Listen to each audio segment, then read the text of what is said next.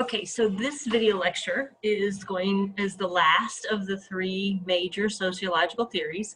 You'll remember the three sociological theories are functional theory, conflict theory, and then this one is social interaction theory. And functionalism and conflict theory are considered large macro theories, right? One of them uses the analogy of the human body is society, and the other assumes that society and all structures are in this big triangle here, right? With the fewer people at the top who have power and a bunch of people at the bottom.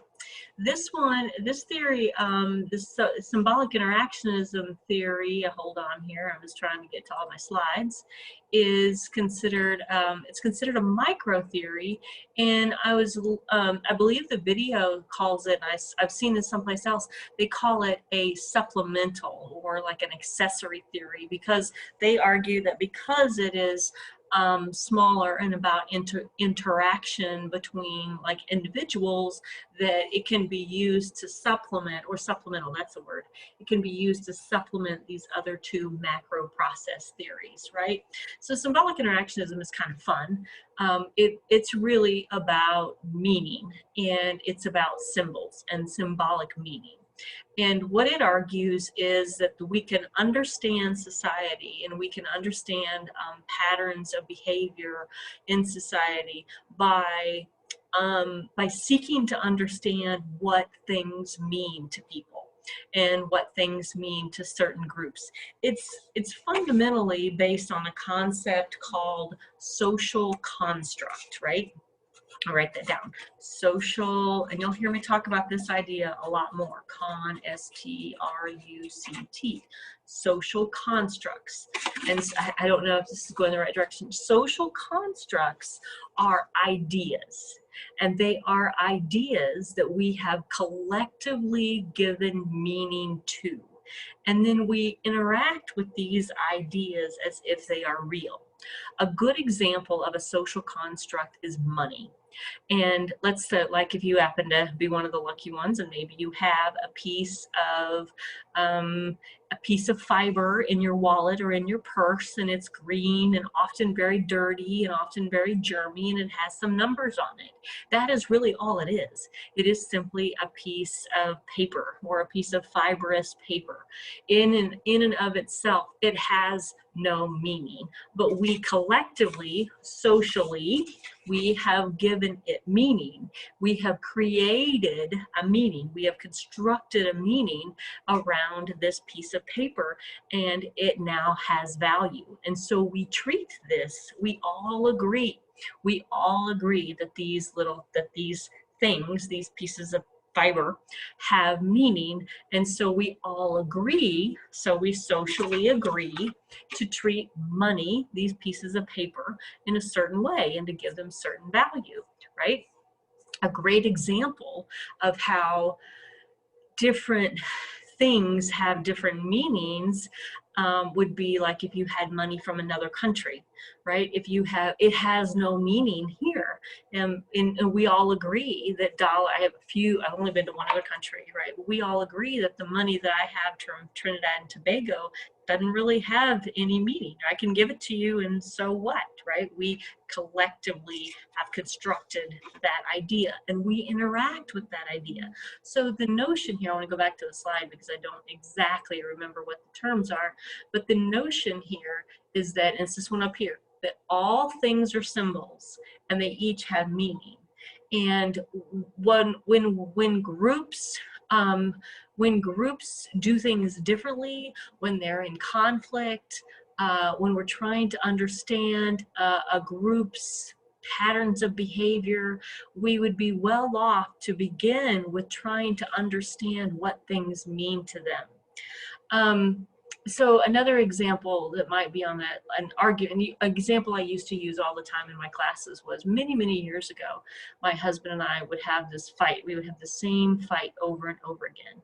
And one time he got angry at me because I would forget. He had told me to rinse out my milk glass and wipe off my peanut butter knife, right? Because if you fail to rinse out the milk glass, it leaves this residue around the bottom. And if you don't wipe off the peanut butter knife, it makes it harder, to wash the dishes. And one time he'd gotten upset with me because I hadn't done this, and he accused me of not loving him. Now that may sound a little outrageous, right?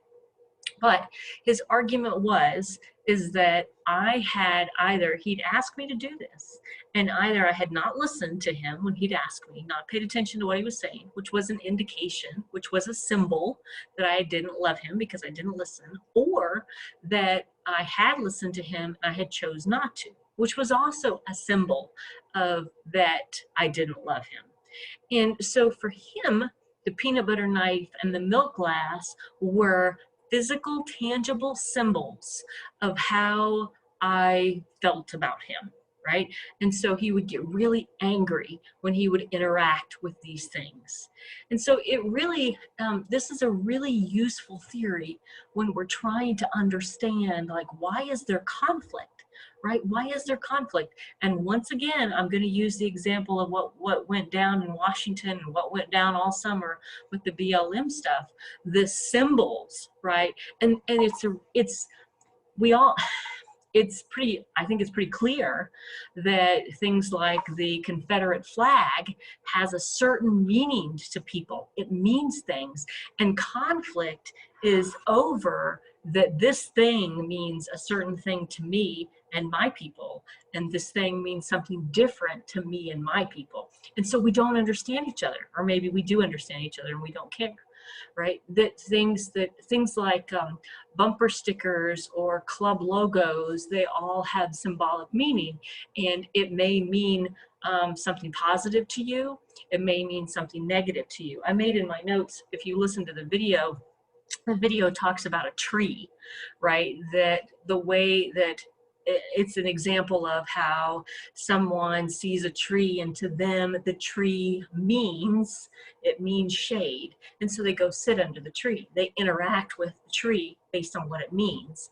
To someone else, the tree means bug bites, and so they stay away from the tree because the tree means bug bites, right? You could also assume, and so people see the same tree, we see the same tree, but it means different things, and therefore we interact with it differently.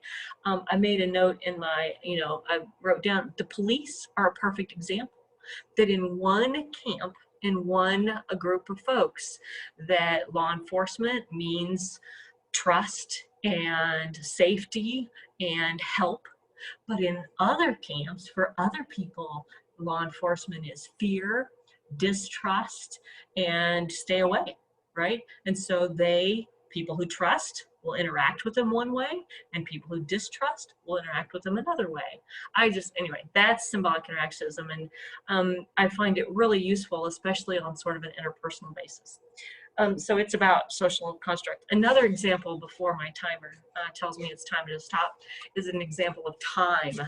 Time is also a social construct, right? There is, we use phrases like be on time. And I was telling one of my classes, you can't be on time. You can't stand on time. Time is not a thing.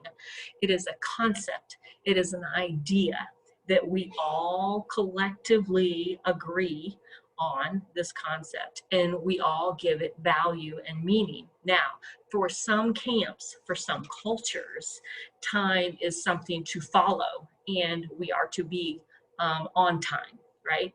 For other cultures, certainly Caribbean island cultures, right? Their time is time is less important, and one will see conflicts if, say, a Westerner, I can just speak an example. I went with my church, right? One of the things that we all struggled with was when we said we'd be there at 2 o'clock, we'd be there at 2 o'clock. But the people in the Caribbean, if they said 2 o'clock, it could be 3 o'clock, 4 o'clock, whatever. It just meant it wasn't going to be in the morning or in the night, right? And so people would be quote unquote late, and that would cause us to feel frustrated. But for other cultures, they were on time. Another example is private property. Another sort of church, missionary example is if a friend of mine went up to a part of the world where they don't have a concept of private property. Everything is communal. And he would leave his tools in the shed, for instance, and he would come back the next day and the tools would be gone.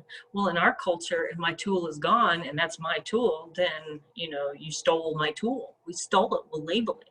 But in that culture, there was no such thing. Those were communal tools. You can't steal communal tools, right? So anyway, I'll just sort of stop there, but that's symbolic interactionism. So far, I have covered, so this slide wraps up all the discussions about theories.